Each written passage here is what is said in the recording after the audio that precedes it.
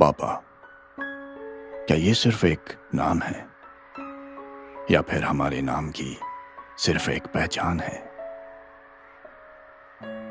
पापा, हिम्मत है, हौसला है, मेहनत करने वाला एक सच्चा इंसान है, या फिर हमारी जरूरतों को पूरी करने वाली सिर्फ एक दुकान है? पापा, मैं इस शब्द का मतलब तब तक पूरी तरह नहीं समझा था जब तक मैं खुद पापा नहीं बना था। मानो जैसे कल ही की बात हो, जब ऑपरेशन थिएटर से निकलकर डॉक्टर ने कहा, मुबारक हो, बेटी हुई है। और कुछ ही पलों में जब वो नन्ही सी गुड़िया मेरे हाथों में आई, उस एहसास को मैं लफ्जों में बयान नहीं कर सकता। वो रात भर जागना, उसका ख्याल रखना, गोद में उठाए उसे अपने सीने पर सुलाना और उसकी जरा सी आवाज पर चौंक जाना, ये सारी बातें मुझे मेरी जिम्मेदारी का एहसास कराने लगी थी। याद है मुझे वो दिन, वो वक्त जिसका मुझे बेसब्री से इंतजार था, जब उसने मुझे पहली बार पुकारा था। सुनाई देता है वो शब्द आज भी। उस वक्त मेरी खुशी की कोई सीमा नहीं थी, मानो जैसे सब मिल गया हो और कुछ और पाने की तमन्ना ही नहीं थी। वक्त गुजरने लगा और मेरी नन्ही परी अब बड़ी होने लगी थी। अपने गुड्डे गुड्डियों के खेल में वो मुझे शामिल करने लगी थी। बड़े मजेदार हुआ करते थे वो खेल उसके। कभी मैं उसका बंदर तो कभी घोड़ा बन जाता और कभी कभी उसके नन्हे से किचन में एक बावर्ची बन जाता। आज भी सुनाई देती है उसकी आवाज, वो शब्द, जब वो मुझे प्यार से पुकारती थी,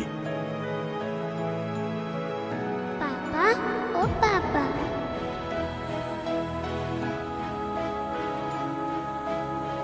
बेटा उठो, स्कूल जाने में देर हो जाएगी। कुछ देर और सोने दो ना पापा, ये बोलकर फिर से सो जाएगी। मैं भी उसे सोने देता और ऑफिस जाने से पहले बस जी भरकर उसे देख लेता। उसकी बढ़ती किताबों के साथ मेरी जिम्मेदारियां भी अब बढ़ने लगी थीं, क्योंकि मेरी नन्ही गुड़िया अब पढ़ने लगी थी। आज भी सुनाई देती है वो आवाज, जब फोन पर मुझे बोला करती थी, पापा, मेरी किताबें याद से ले आना। स्कूल खत्म हुई और अब कॉलेज जाने लगी थी। मेरी नन्ही गुड़िया अब सचमुच बड़ी लगने लगी थी। अपने कपड़ों के साथ अब सैंडल भी मैच करने लगी थी।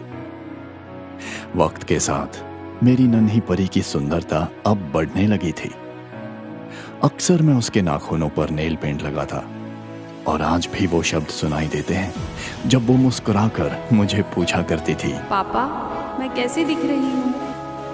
जायज है कि हर बाप की तरह मुझे भी उसकी शादी की फिक्र होने लगी थी, पर अपना हमसफर खुद चुनने की आजादी भी मैंने उसे दे रखी थी।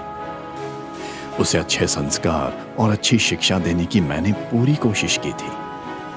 सिर्फ पापा नहीं, बल्कि एक दोस्त बनकर उसकी हमेशा सहायता की थी।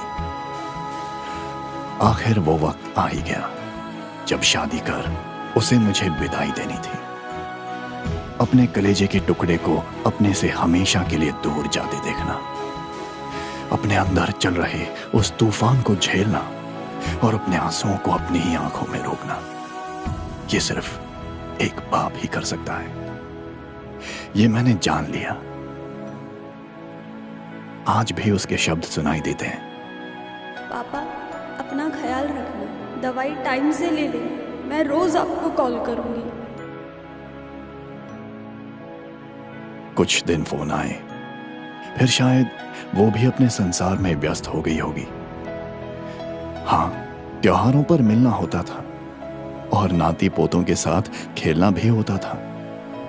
हम आस पास चाहे ना हो, पर वो सुखी है, इस बात का मुझे सुकून है। और मैं एक अच्छा पापा बना, इस बात का मुझे पूरा यकीन है। अब काफी बूढ़ा हो चुका हूं, तबीयत भी साथ छोड़ चुकी है, और इन आखिरी पलों में मेरे पास बस यही प्यारी यादें रह चुकी हैं। बड़ी प्यारी है मेरी गुड़िया, मैं उसे दिल से दुआएं देता हूं। निस्वार्थ प्यार का ये पवित्र रिश्ता हर पापा बेटी के दिलों में अनंत काल तक पनपता रहे। मेरे इन आखिरी शब्दों के साथ अब मैं भी विदाई लेता हूं।